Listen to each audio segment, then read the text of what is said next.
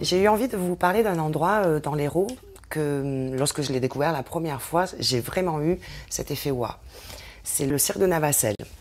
C'est l'érosion de la rivière la Vis qui a créé le cirque de Navacelles, qui fait partie d'ailleurs d'un des plus grands canyons d'Europe.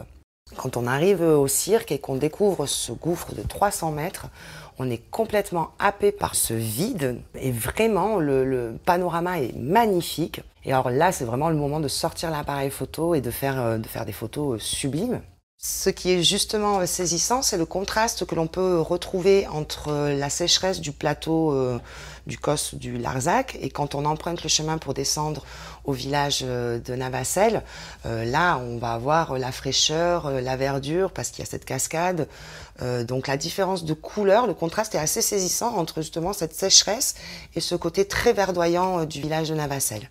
Après le cirque de Navacelles, il est intéressant aussi de se rendre à Saint-Laurent-le-Minier et de découvrir la cascade. Les chutes sont impressionnantes. Alors là, pareil, on se retrouve sur un site pour faire des photos, c'est l'idéal. Et c'est la pause fraîcheur. Moi, j'adore aller à la cascade de la Vis. Alors, il faut y aller tôt le matin si on a envie d'avoir de la place parce que c'est très, très, très réputé comme endroit.